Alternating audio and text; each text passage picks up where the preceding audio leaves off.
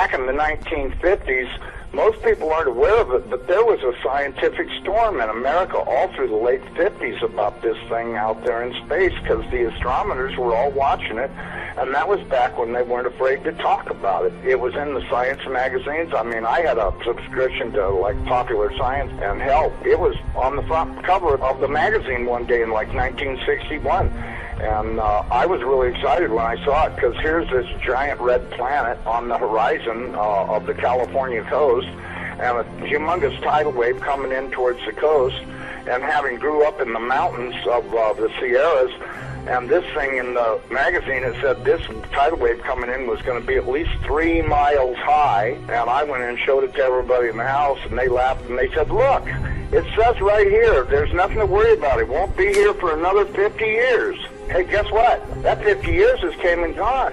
And this baby's out there in the sky. They've been watching it. I watched it. And I can tell you, this thing has got so much trash coming around it.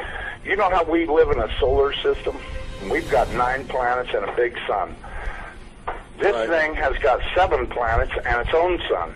But I believe that instead of having dirt on it like our planet does and water, I think this thing is just a big bright reddish-orange iron ball, because it's giving off all this red iron oxide dust out into the atmosphere. When we saw it at first, it was just a teeny little red speck of fuzzy red dust in the distance, but over the years as it went by and we watched it, it got bigger and bigger and bigger. And then finally, about 2008, we could see this thing like it was across the street. And we could see that it was a blazing hot ball of fire giving out sparkles of red iron oxide dust for thousands of miles in every direction. And you could see the planet circulating it. Now, I'll tell you one thing that I really am nervous about. I think this thing's got a planet like ours circling it. This is its own solar system. We're about to have a solar system come through the middle of our solar system. This can't be good. But unfortunately, it looks as though that's what's going to happen. Hopefully nothing in this mess will hit us, even though it does say it will in the Bible, at least as it does in my Bible. It says we can expect all kinds of problems.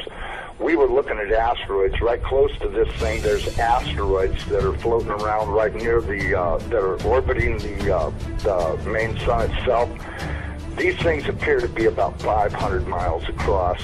And as you go back into the tail, you get into meteorites that go back for millions of miles in the tail. This thing looks like a giant red teardrop-shaped dust cloud.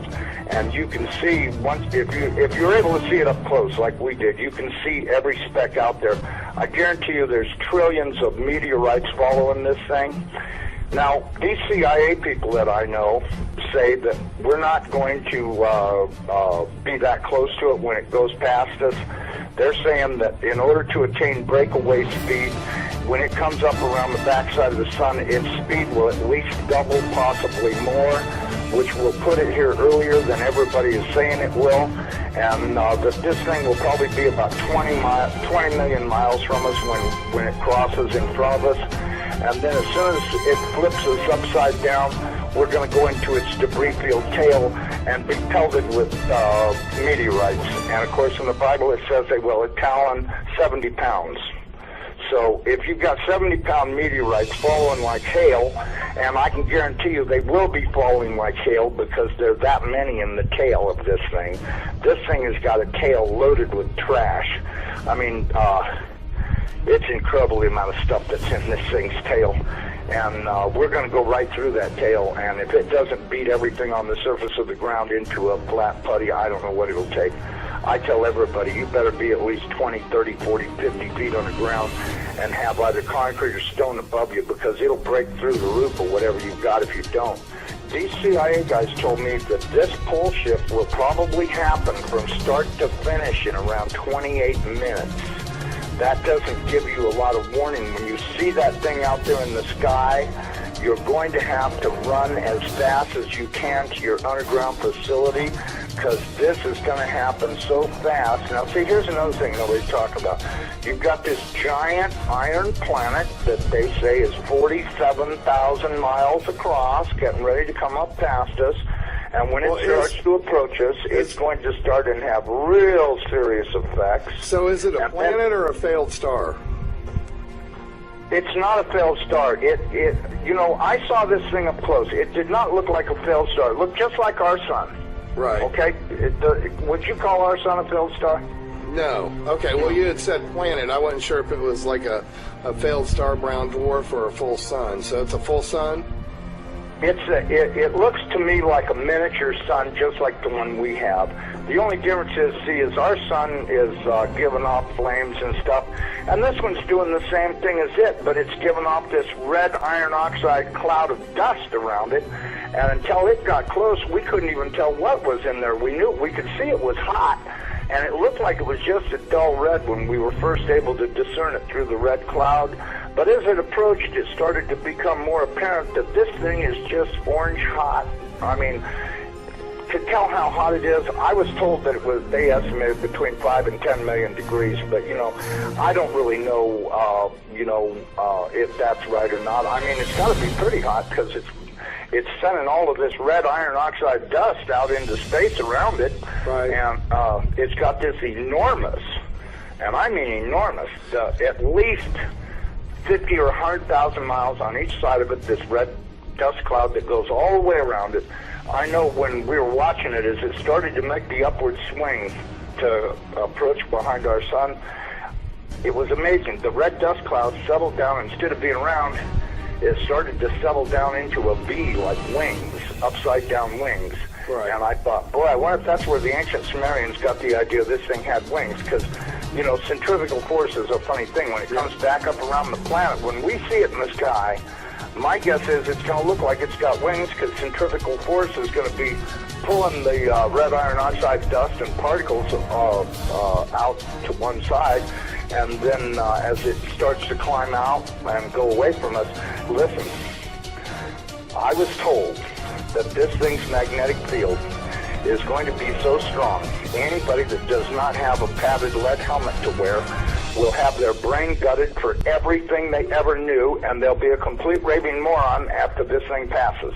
They'll they won't know, they'll pee in their pants. They won't have a clue what's going on, because this thing will gut their brain. And you know, I was reading a deal in my Bible. It says that after this happens, that nobody will care because they won't be able to remember it. Well, of course, I was told by somebody the reason that is because the electromagnetic field from this thing will be so strong, because, see, as it comes up underneath of us, it's going to start and pull us toward it. And then, just like a pair of big magnets, all of a sudden it's going to lock onto us. And when it does, it's going to be like the Jolly Green Giant hit the earth in the ass. It's going to send a jolt 500 to 1,000 foot high. This is what I'm told. 500 to 1,000 foot high shock waves all the way around planet Earth. They'll be so bad that in a lot of areas that don't have good solid soil, it'll fluff it so badly that you'll practically be like you're standing in quicksand. And that this thing's magnetic field will literally gut your brain of everything. And so you may want to give some thoughts to getting you some sheet lead, build you a little lead helmet to wear, you know, like a little motorcycle helmet to protect your entire brain and the back of your neck, so that way this can't happen. Because, you know, if these guys are right about this, and I'm pretty sure they are, because I know for a fact they know what they're talking about when they say stuff. And so, you know, and it does sound reasonable to me, knowing what I do about electromagnetic energy, that this could happen. So what you're hearing, folks, is the interview with a CIA buddy that saw exactly what we're talking about, going way back. He looked through the Hubble telescope. He says, I saw, like it was across the street. So when you have first-hand eyewitness that says, I saw it, he's describing what he saw. Now we know, we can tell he's not an astronomer. He doesn't even say the word correctly. He's probably not that educated in any of the field of science when it comes to this. But he was lucky enough to have a buddy that was there. He could take a glance into the Hubble telescope and see something that probably scared the bedoodles out of him. And they were looking at this thing back in the day when it wasn't being covered up, because they felt there was enough time. There was enough time to prepare down the road. It wasn't an immediate risk. So no big government cover-up yet. But then once somebody got a hold of it and said, listen, we can't let this cat out of the bag, because it might not seem dangerous today, but there'll be enough people making some waves, pardon the pun, that's going to cause some controversy and some conspiracy theories start running wild. So obviously it got covered up for a while, and then probably about the mid 70s, early 80s is when it resurfaced again. So here we are, folks, in 2017, 50 years later, after this insider has given his account of what he saw with the Hubble telescope back in the 60s. So we know the government has known about this for a long time. They have covered this up. And we have steadily uncovered the information, whether it be the U.S. Navy flood map, to all the information about Nibiru, Nemesis, and its planets in the solar system that's coming through our solar system. The data has been there. We have painstakingly uncovered it, and with the advent of the internet, the computer, and the social media, we have been able to pass this information along to one another very quickly. And so we know that the effects of what's happening with this solar system passing through us from history of recorded events is real. There's very biblical foundational proof that's happened in the past, whether it be pole shift of the Earth flipping on its axis, the flooding and the tsunamis that come along with that, the melting of the polar caps, the sea level rise, the tsunamis, the earthquakes, the shaking, the Earth crust breaking apart, all has been recorded, and we have been projecting the effects coming soon. The size of this Nemesis system in comparison to the Earth is staggering. Thus why the government has covered this up for all these years. Executive orders written to protect the American people from the truth. And rightly so, because we know how difficult it would be to evacuate 70 million people off the coastlines. And the government has done that too. They realize the pitfalls in regard to moving this many people to safety. But for those of us that do watch these videos and research ourselves, to find the proof in the photos of the coming Nibiru and Nemesis system, the collection of these 7 planets that are in our solar system affecting us now, will continue to increase. By the time we see it in the sky with the effects coming in, that will be too late. Our time is now to begin acting on these gut feelings and research and data that we have put together, these collective ability of seeing these things before we start seeing the tsunamis flood into the coastlines. Because when this pole shift alignment happens, when the Nibiru and Nemesis and the other planets and moons come in proximity to this Earth, it will happen so quickly we will not have time to do anything. The commentator in this video that gave his account said that this pole shift will happen in approximately 30 minutes. So this effect of the oceans and sea level rise will happen very rapidly. we see the asteroid shower, meteor shower, happening on August 12th. We have a solar eclipse coming on August 21st. We have the September 23rd alignment of all the planets and stars, according to prophecy in Revelation 12. This year, September 23rd, 2017. It's no coincidence that this alignment of the celestial sign, the harbinger warning of the events coming, that it coincides with all these other things that we've been researching for these past several years. So the time is now, folks, to make the move, know exactly where and what you're going to do with the like-minded people within your group. This is not something that we can just overlook. The government has spent decades preparing for this. Many of us have spent at least 5 to 7 to 10 years researching all this. We have seen the proof of the theories by watching the sunsets and sunrises across the globe at different time intervals and different locations, from South America to the UK to Halifax, Nova Scotia, up north. We have seen photos like this. We just don't have two suns appearing because it looks pretty. There's a major reason why we're seeing this.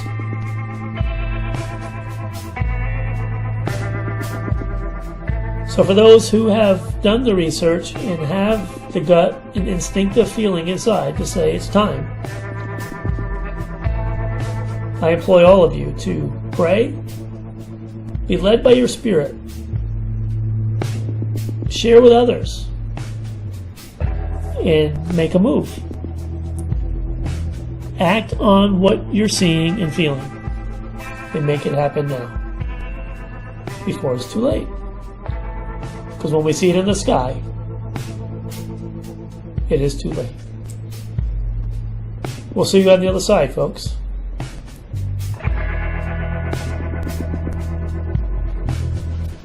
Have a great night.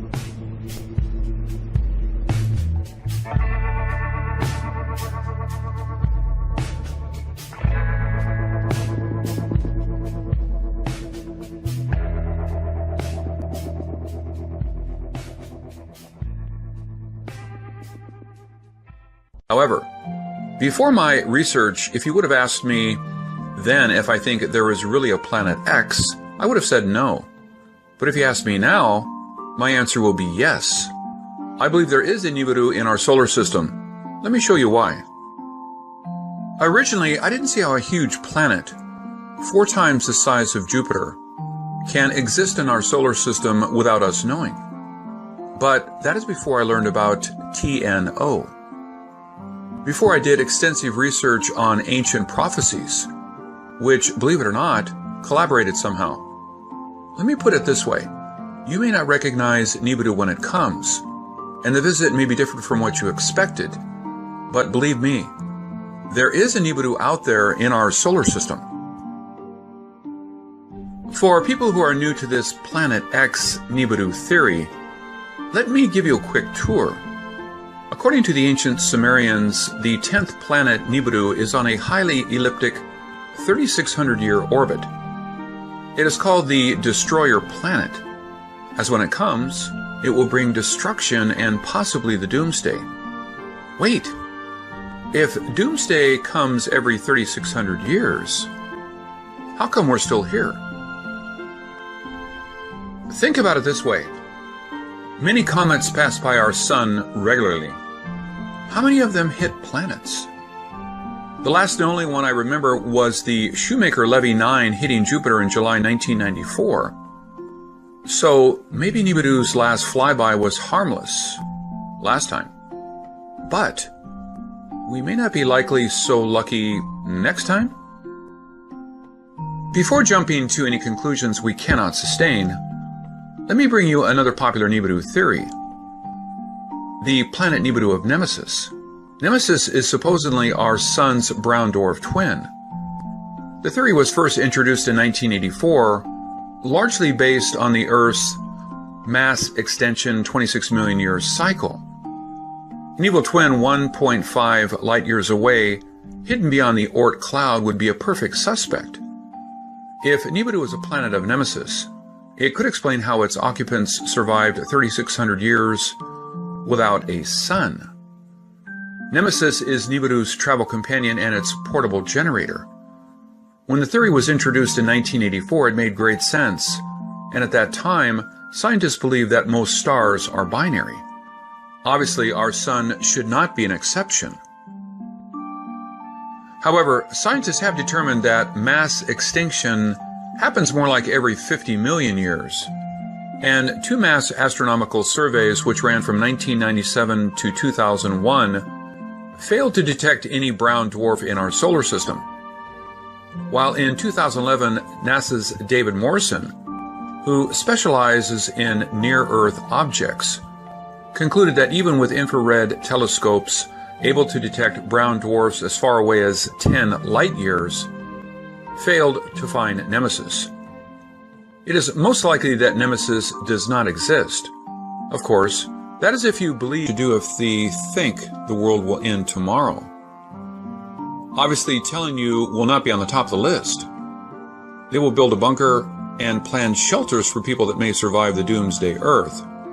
And to avoid chaos, it is wise not to share the doomsday news with anyone. Plus, who can know for certain what will happen, right? If you think the government will always do the right thing, let me tell you what Nostradamus thought about that. Will be struck from the sky. One who cannot proceed any further. The secret closed up with the revelation, such that they will march over and ahead. If you have any doubts about Nostradamus's prophecies, check out some of my Nostradamus videos. When I compared his quatrains with historical events, I was shocked to find the unbelievable details revealed. Check out any of my videos and you will be surprised.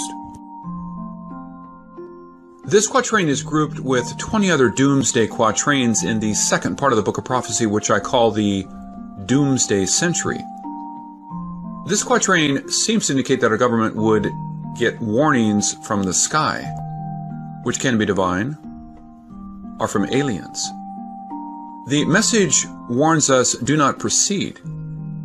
It is a secret that will be kept from most of us.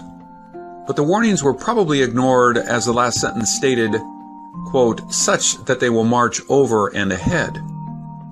Whatever the secret may be, it will be ignored, and we, mankind, will eventually face the consequences. So, if Nemesis does not exist and Nibiru is only a theory, why should we waste any more time talking about it? Actually, I think Nibiru does exist. It may be different from the mythical planet where Anunnaki reside, but it is there.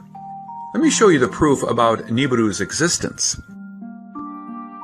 Consider this. If you think the theory about Nibiru's 3,600-year orbit around the Sun is crazy, did you know Mars orbits the Sun every 687 days, but is already considered outside the Goldilocks zone that could harbor lives? What is the chance of life on Nibiru if Nibiru does exist? Plus, what is the chance of having a planet having a 3,600-year orbit? On the planet Eris, what you see is that it is called the most, means that we really don't know what we're talking about. Pluto and Eris both are known dwarf planets, and Tino, the so-called trans-Neptunian objects, those are minor planets with highly elliptical orbits. And if you search Wikipedia for trans-Neptunian object, a section called Putative Trans-Neptunian Objects of Planetary Size will jump out at you. It states, the existence of trans-Neptunian rock ice bodies of planetary size, ranging from less than Earth mass up to a brown dwarf has been often postulated. For different theoretical reasons to explain several observed or speculated features of the Kuiper Belt or the Oort cloud. It was recently proposed to use ranging data from the New Horizons spacecraft to constrain the position of such a hypothesized body. Putative means generally considered or reputed to be. Doesn't this sound like an endorsement from Wikipedia? I guess Nibiru is not all BS after all. Another reason I believe planet Nibiru is real is based on what scientists found in 2003. Sedna is a red dwarf planet 86 astronomical units away from the Sun, which is about 3 times as far as Neptune. Its discovery helped push poor Pluto off the planetary lineup. But what is important to know is its crazy orbit. Its aphelion, which is the closest distance from the Sun, is 76 AU, but its perihelion is 936 AU, and it takes 11,400 years to complete an orbit. During its 11,400-year journey around the Sun, we can only get a glance when it is near us. So, can you imagine how many more planets we have not seen? Can you imagine how big the others may be? Sedna's discovery proves Nibiru is not a myth. And then we found in 2014 FE72. It is another trans-Neptunian object, but this one has an orbit period of 90,000 years, with a perihelion of 36.3 AU and an aphelion of 4,000 AU. This really pushes our solar system. Why would life choose to grow on a planet so far away from the Sun? Well, I guess we don't get to pick our birthplace, right? We have to adapt to our environment, correct? Plus, life may have started on a beautiful, friendly planet till the planet changed. For that, I will share with you another story we are all quite familiar with, the Shoemaker-Levy 9. Did you know before Shoemaker-Levy 9's impact with Jupiter, it was not orbiting the Sun? That is a fact few people know. Time changed the comet's path and destiny. So, an advanced civilization may have been flourishing on Nibiru before the planet changed its course. Or maybe Nibiru was pulled away by another star. Maybe it is our Sun's binary twin. Its advanced technology made it possible to cope with whatever harsh environment, and its residents refused to leave home. Scientists feel the chance of our Sun having a twin star is slim. But what gravity forces keep these minor planets circling our Sun and something else on these elliptical orbits? There must be another massive body on the other end. Remember, we can only see them when they are close to us. Can you imagine how many more are out there that we have not seen? If the Earth has survived till today, why should we worry? Even if there are 1 million Nibirus out there, they probably won't come closer than Pluto, right? That may be right, but since we know so little, we have to rely on people who know more, and that is the problem. We have found so many new planets and new stars. Who will know what the next